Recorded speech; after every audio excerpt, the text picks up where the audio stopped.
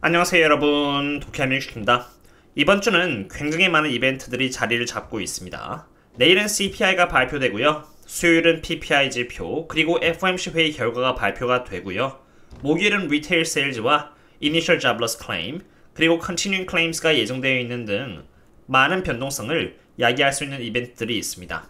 CPI에 대한 선행 분석의 경우는 저희 멤버십분들 상으로 조금 이따가 남겨놓도록 하겠고요. 오늘은 FOMC에 대한 선행 분석을 해보고자 합니다. 우선 12월 13일 있을 FOMC 회의를 앞두고 금리가 인상할 확률은 1.2% 정도로 금리 동결이 될 가능성이 굉장히 높다고 해도 과언이 아닙니다. 아마 이 부분은 웬만해서는 다 알고 계실 것이라고 보고 있는데요. 이러한 상태에서 저희들이 중요시 봐야 하는 것은 바로 SEP인 Summary of Economic Projection으로 6월과 9월 대비해서 이번 12월에는 어떠한 변화가 생기는지에 대한 부분입니다. 우선 가장 먼저 여기 9월달에 발표된 SEP를 기준으로 해서 2024년 Federal Funds Rate는 이렇게 5.1%로 지금 시장이 반영하고 있는 2024년 Federal Funds Rate 4.3%보다 꽤나 큰 괴리감이 있다는 것을 볼 수 있습니다. 다시 말해서 연준의 9월달 기준 2024년 금리 예상치와 지금 여기 채권의 예상치에 있어서 약 0.8%에 가까운 꽤나 큰 괴리감이 존재한다는 것을 의미합니다.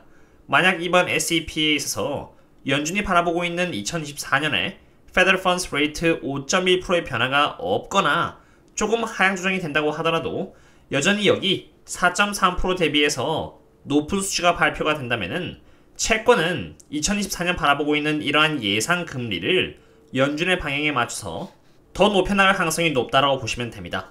국채금리가 올라가면 채권의 가격은 하락합니다. 일단 그 부분은 그렇고 특히나 주의해서 봐야 하는 부분은 2025년의 예상 수치입니다. 여기 9월달 SEP에 있어서 연준은 2025년에 금리가 이렇게 3.9%가 될 것이라고 바라보았습니다. 거시경제를 분석하면서 중요한 것은 매번 상황을 밸리데이팅 하는 것입니다.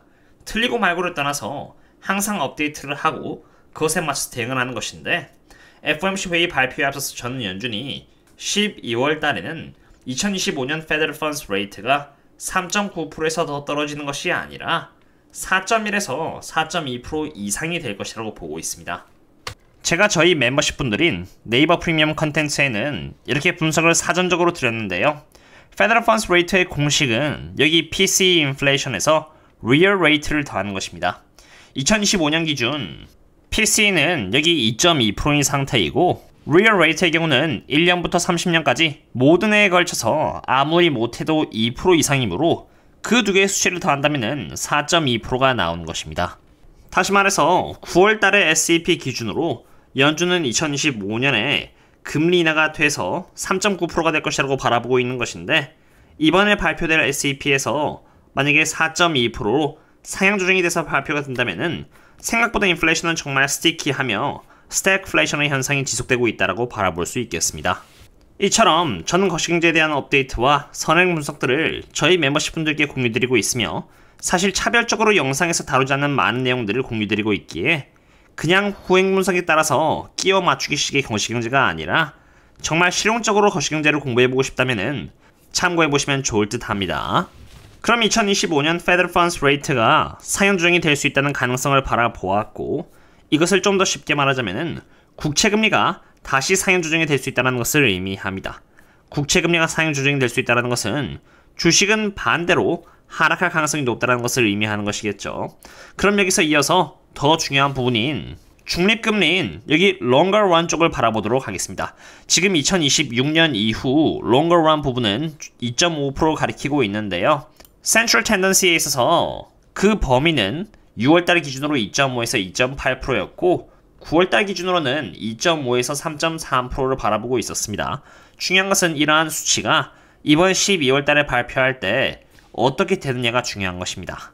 이것은 연준의 dot plot 현황으로 그냥 단순히 dot plot만 나와 있는 것이 아니라 초록색 부분인 FOMC dot median이 있고요.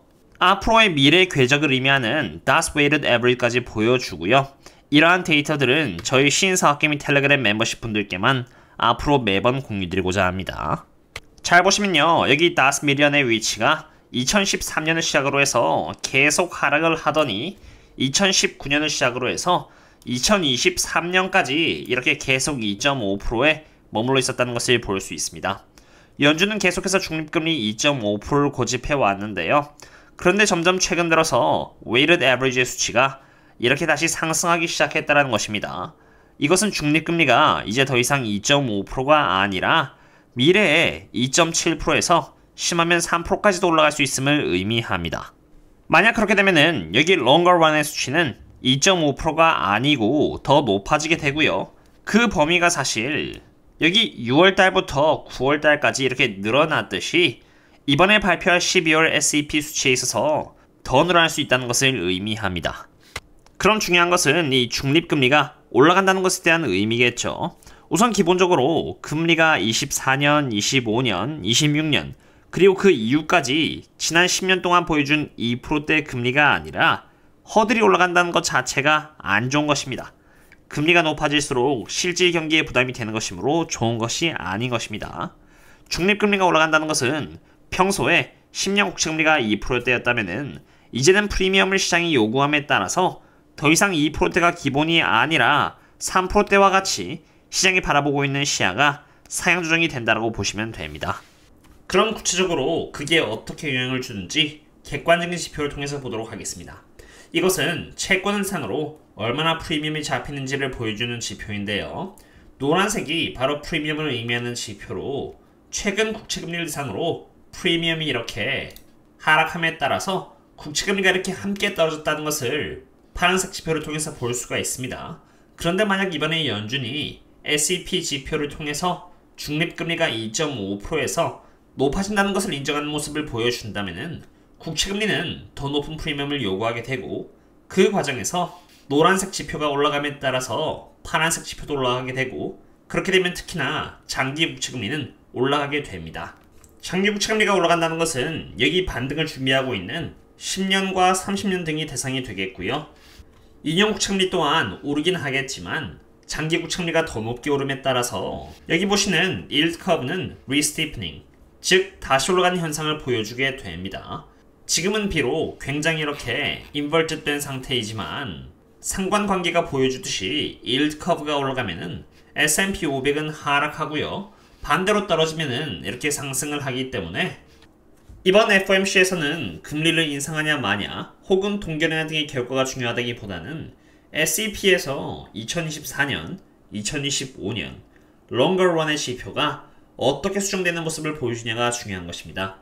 거시경제라는 것은 마치 살아있는 생물처럼 매번 조금씩 변화하기 때문에 그 흐름을 매번 추적해서 포트폴리오의 리스크를 반영해 나가는 것이지 그 누구도 미리 거시경제가 어떻게 될 것이다 라고 확정지어서 말하고 한두 번 맞출 수는 있어도 매번 맞출 수 있는 사람은 없습니다.